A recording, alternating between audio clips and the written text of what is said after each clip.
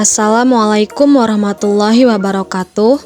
Kembali lagi dengan kami, kelompok 1, Manajemen Perkantoran. Saya Amelia Nurhamidah. Dan saya Dila Hidayati. Kami di sini akan sedikit menyampaikan tentang korespondensi dan penataan arsip. Berikut materinya. Korespondensi atau surat menyurat adalah bidang komunikasi organisasi dalam sistem kegiatan perkantoran dalam bentuk tulisan.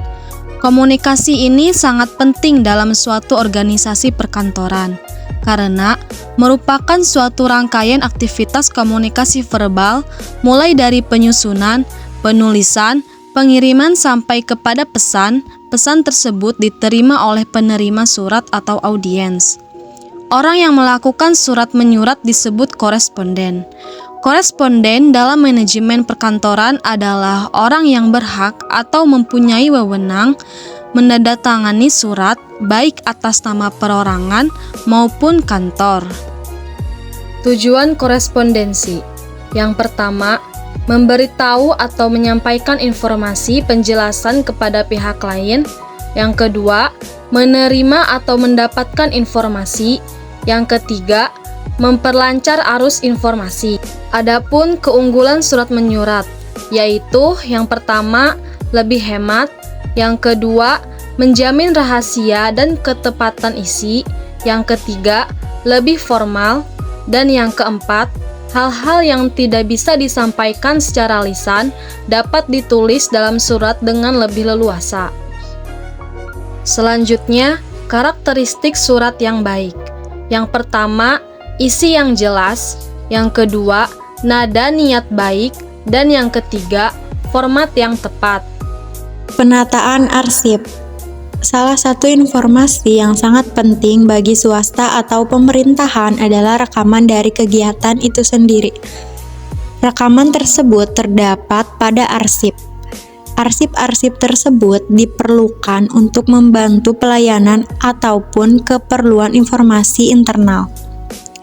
Dalam bahasa Inggris, arsip dinyatakan dengan istilah file, yang berasal dari bahasa Latin filum, yang berarti tali atau benang. Karena pada awalnya orang-orang Inggris menyatukan warkat dengan cara mengikatnya dengan tali atau benang. Selanjutnya, metode. Ada dua metode pokok untuk menyimpan surat, dokumen, arsip, yaitu yang pertama, metode kearsipan mendatar. Metode kearsipan mendatar adalah suatu metode kearsipan di mana dokumen-dokumen yang satu ditaruh di atas, sedang yang lain dalam laci-laci dan sebagainya. Metode ini mungkin sulit untuk mendapatkan dokumen yang diperlukan.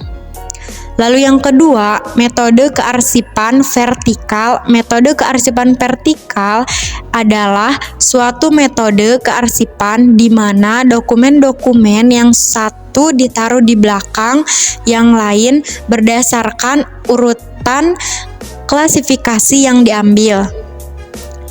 Sekarang ini yang banyak digunakan adalah sistem penyimpanan atau penataan arsip secara vertikal.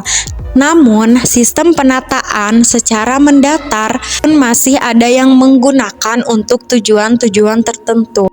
Lalu selanjutnya, peralatan. Dalam pemilihan peralatan yang digunakan untuk penataan arsip harus disesuaikan dengan bentuk fisik arsip serta kebutuhan untuk penemuan kembali. Peralatan yang dapat digunakan adalah sebagai berikut.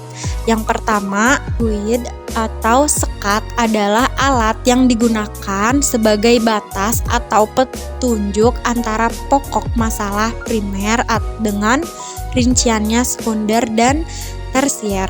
Lalu yang kedua, folder. Folder adalah map tempat penyimpanan arsip sehingga arsip dapat terhimpun dalam suatu wadah baik secara seri, rubrik, maupun dosier. Lalu yang ketiga, filing cabinet. Filing cabinet adalah tempat untuk menyimpan arsip dinamis. Lalu yang keempat, rak terbuka. Penggunaan rak lebih mudah dibandingkan menggunakan filing kabinet. Lalu yang kelima, rotari, alat penyimpanan berputar. Alat ini dapat digerakkan secara berputar sehingga dalam penempatan dan penemuan kembalinya tidak makan banyak tenaga. Sekian dari kami, kurang lebihnya mohon maaf. Wassalamualaikum warahmatullahi wabarakatuh.